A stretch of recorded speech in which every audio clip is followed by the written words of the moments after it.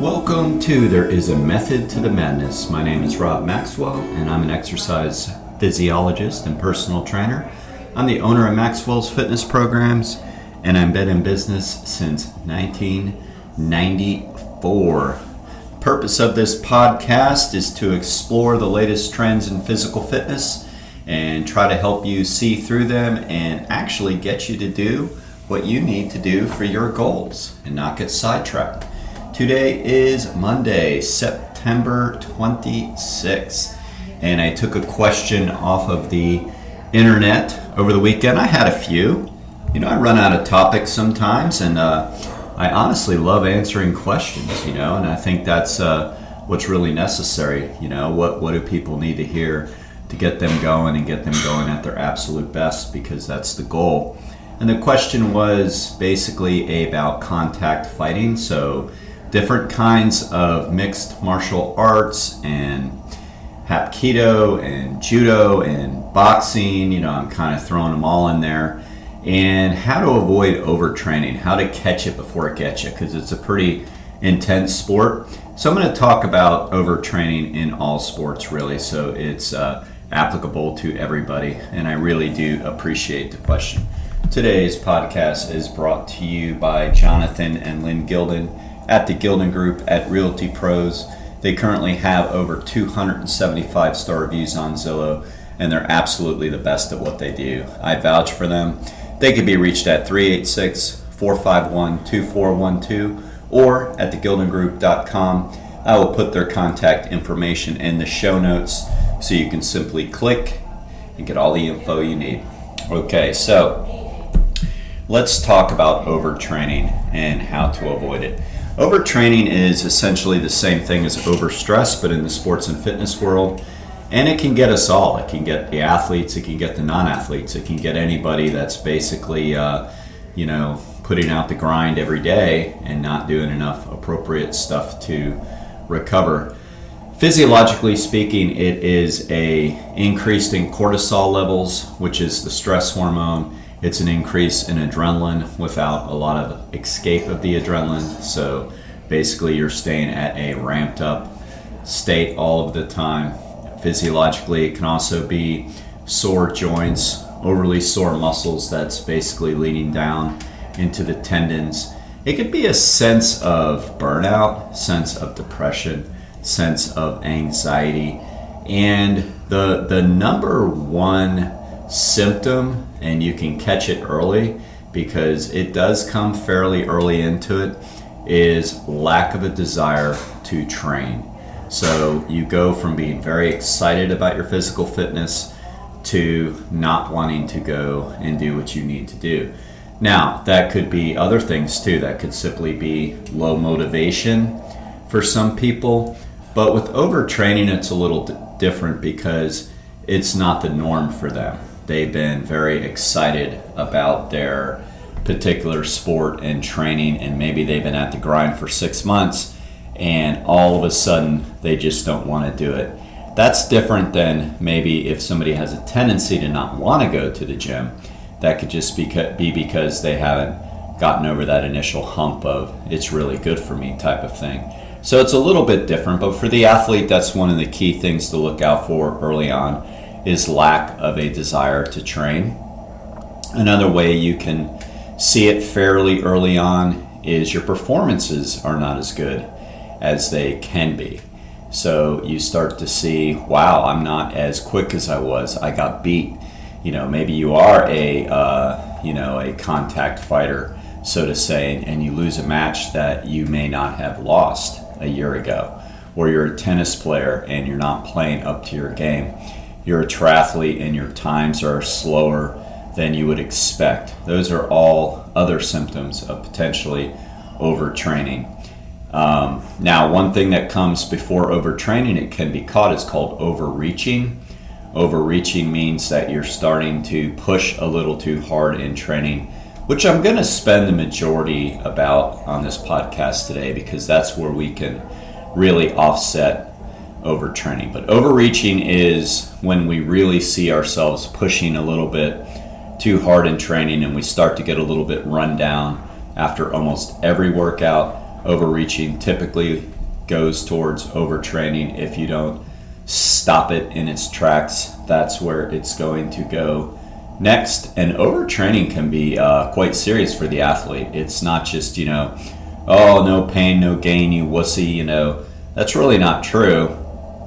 A very good, disciplined athlete understands that it's not the person that wins the fight every single day of the week. It's the person that wins the fight when it matters. And it can really, be a problem to the athlete, to the professional athlete, to the elite athlete, to any athlete, and to you if your form of athleticism is going to the gym and staying fit. This applies to you as well, because you want to always live to play another day, so to say. So it's more important, and we actually, as in the coaching world, training world, have more respect for a disciplined athlete who understands that they're going to be their best and they know how to be their best, and they're backing off their training. That actually takes more courage, more guts, and it's not really the other way around. So keep that in mind. All right. One more physiological symptom you might see early on, because this question was asked by Shelby online, who owns Musul, and he does a great job teaching the martial arts and grappling. And so another thing to look out for, Shelby, is elevated heart rate. Elevated heart rate is a great way to see if you are overtrained. It could be resting heart rate, and it could be submaximal heart rate. So I posed a question online the other day that essentially everybody got wrong. So I'm like, okay, maybe a lot of people don't understand this, but I kind of used myself as a guinea pig and an example. What happened, so last Monday, I started out my week doing an easy treadmill run. So for me, I know what my easy pace is on the treadmill, and it was what it's been. And I noticed that after 10 minutes, and it's typically a 30-minute workout I do, but after 10 minutes, my heart rate was already getting to the point where it usually is at 30 minutes. I said, okay. So that's called elevated submaximal heart rate. So in other words, my body is now working harder at the easy level than it did the last week. Why? Am I out of shape? Am I this? Am I that? No, it was a sign of overtraining or overstress, which made complete sense, because that week just before that, on a Thursday night, I went and saw one of my favorite bands, the Red Hot Chili Peppers, and we were out very late. And then Friday we worked, and then Saturday we went all the way down to Boca Raton to see my UCF Knights play football. Game started at 7. You can imagine, living in Daytona area, how long it took to get home. Essentially, I was in bed by, I think, 3 o'clock in the morning, and then I had to be up Sunday for the Max Fit Games. So clearly I had very little sleep, and then Monday is the workout I'm talking about.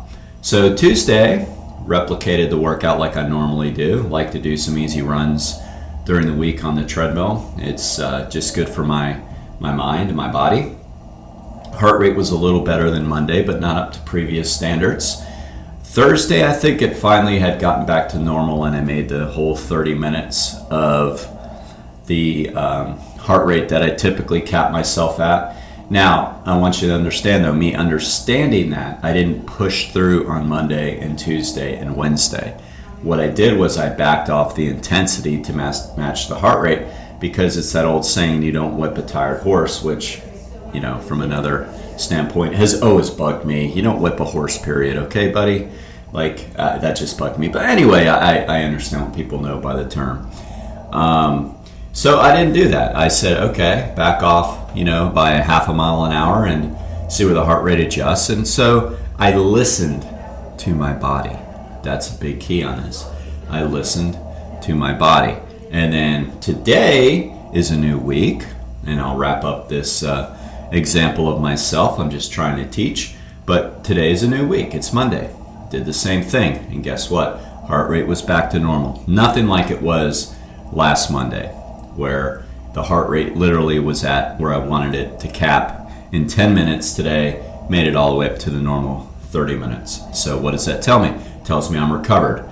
it's kind of a surprise. I thought I might not be overly, because had a pretty hard training session on Saturday, biking 50 miles, even though it wasn't overly hard, it's still 50 miles, and then did a longer run yesterday. So happy news was that I was able to see that I was recovered. Made sense, had a really good night's sleep last night.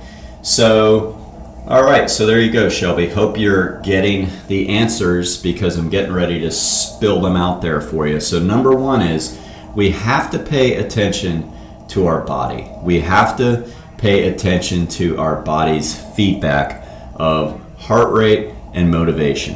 And for somebody like you, who's a driven athlete, who's not somebody that just takes a day off because they tend to be lazy, you don't tend to be lazy. So when you feel yourself, or you can coach up your athletes, because I watch your posts on Facebook, you have a lot of champions over there. I see a lot of black belts and I see a lot of trophies. That's great. So you can coach them up and tell them, say, hey, we got to pay attention to our heart rates. And if they're kids, I get it, they're not going to be tracking that kind of stuff, but if they're adults, hopefully they are. And how they feel, how motivated they are. And when you start to see them getting overtrained, because remember, the whole no pain, no gain, or you're just a wussy, I hear some of these morons on, I shouldn't say I hear them, because I read the posts. So I see some of the posts on social media where they say, oh, you're not overtraining, you're just underworking and undereating. It's like, well, that's stupid. I mean, that's just Neanderthal thinking. And I'm going to take a smart athlete over a dumb athlete any day of the week, and I'm not judging somebody's IQ. I mean, that's just a dumb statement. We know better than this in the physiological world. There is a point of training and there's a point of backing off. So that's just silly. So teach them to pay attention to those warning signs. Now, here's some tips on how not to get there. This is probably the biggest. Learn what you need to do for you. Typically, it's the ego that always gets in the way of us being our best. So the ego is basically defined here, not in the Freudian sense, but in the sense of the ego is the thing in you that feels the need to protect its self-esteem. So that's important, so I'm going to repeat it. The ego is the thing in you, in me, in all of us, that feels the need to protect our self-esteem. So it often doesn't need to be there in most circumstances. It's kind of a made-up thing. It's a false thing. We all wear many masks. We all dress ourselves in porcupines to protect ourselves. These are all the things we do as humans. So it's normal to have an ego, and there has to be some part of us that competes a little bit. There has to be some part of us that does want to do well in how we look, or, we may run into trouble. But a lot of times with overtraining, that ego's gotten more control over us than it needs to. And you typically see that in insecurity. People that really ruffle their feathers all the time, that's ego. Somebody does something and then they, have to kind of like criticize them. Well, that's ego.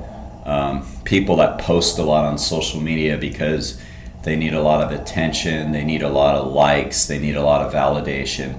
That's ego. Racing people in training, or in the case of what we're talking about mostly today, trying to beat somebody down too much in training. Maybe you're sparring and you're trying to look good in front of the coach, and so you're taking cheap shots that really isn't cool. That's ego.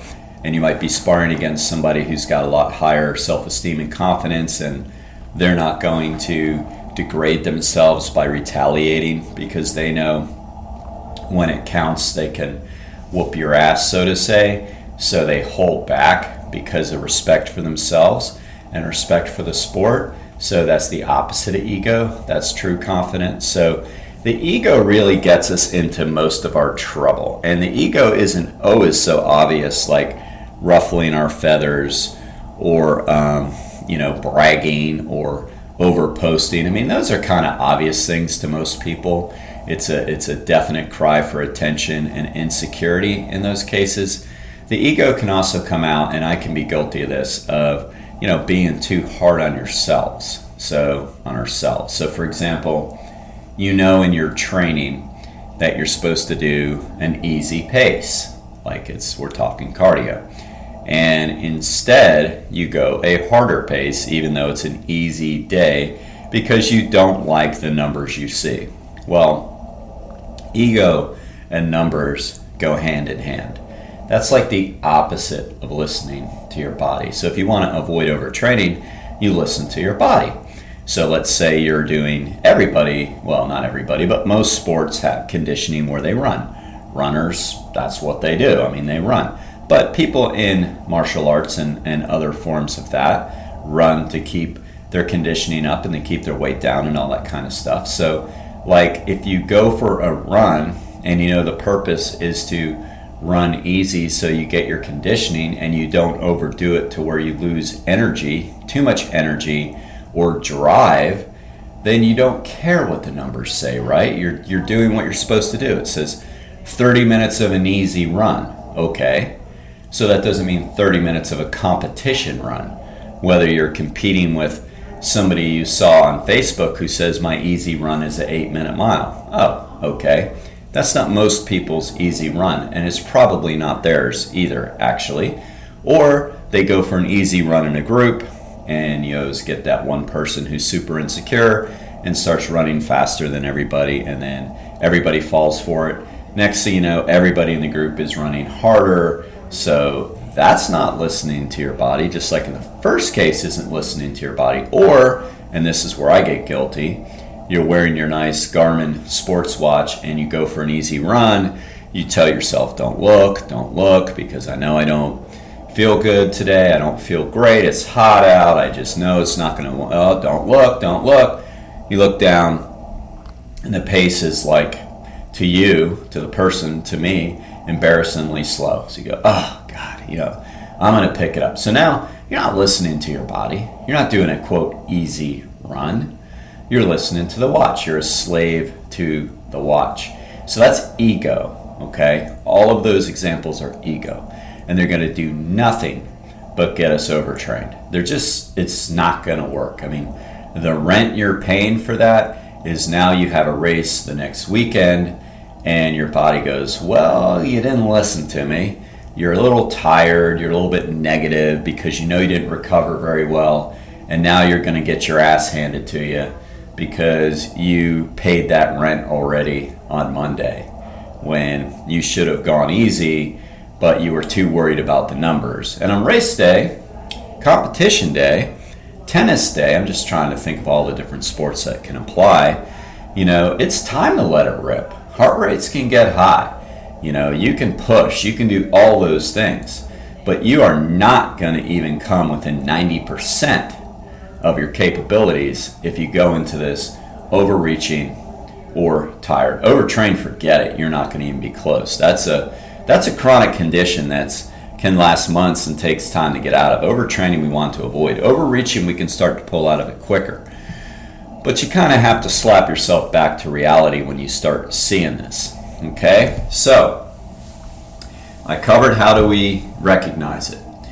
High heart rates, low motivation to train, bad training or racing performance. What gets us into it? Ego, not recovering after workouts, not sleeping appropriately, rise and grinding too much, poor diet, so not eating good recovery foods. So if we don't want to get there, keep the ego out of training. Keep the numbers out of training to the best of your ability, especially if you can't respect them and you can't basically say no to them. If you can't, keep them out of your training to the best of your ability. So if you're going for a 30-minute jog, then don't use a Garmin. If you're going for a 3-mile run, don't bring a watch. Those are like ways to keep the ego out of it. Next thing, get appropriate sleep. Make sure you sleep. Make sure you sleep. Put all these things we're always recommended to do. Avoid caffeine in the evenings. Avoid screen time in the evenings. So make sure you get your appropriate sleep. Make sure that you eat appropriately. A good, healthy, balanced diet. I see too many people trying to train and race for an event, whether it be martial arts. They're actually a lot better than a lot of the other athletes, but tennis players, whatever, anything that like has a weight component to it, so that's where the martial arts thing can come in. Weightlifters, they're trying to make weight and be their best. It's so hard to do, because what do? They restrict calories, and if you restrict calories, you're never going to be your best on race day. You're just not. So you can't do those things together. You can't lose weight and be an athlete that's training for a peak performance. You just can't do it. So we have to eat properly, balanced meals, whatever your style of diets are, healthy, wholesome foods, enough foods for what you need, and make sure that you're not starving yourself or doing any of these things that we do to cut and make weight. You're going to pay the rent. I mean, that's all I can say. The rent will be paid on that, and you will not reach your goals. So, figure out, I'm going to pay it the appropriate way, which is on race day, and I'm going to go in with a full tank, meaning I'm going to be loaded up on the foods that I need. I'm going to be feeling good about that. I'm going to feel energetic. I'm going to have a lot of sleep going into it. I'm going to have a good week. I'm going to listen to my plan during training, and I'm not going to let the ego take me away from my training. I'm going to remember that in practice. I'm practicing. I'm not trying to win practice. I shared that meme the other day on social media, and I really liked it. It said, quit trying to win practice. So those are the keys, and it was an absolute great question. I'll end this just by saying that if you do get overtrained, I hate to break it to you, but it's too late. That's going to take some months off of intense training. It's going to be basically going into a recovery process where you try to get your body back to normal, because your body just doesn't snap back, and the older you get, the longer it takes. So the key is to not get there. I want to thank our second sponsors, Istanbul Turkish Mediterranean Cuisine. They are absolutely great. They're on Young Street in Ormond Beach, Florida. They have great vegetarian dishes and salads, and they can be reached at istanbulflorida.com. Again, their information will be in the show notes. Until next time, be Max Fit and be Max Well.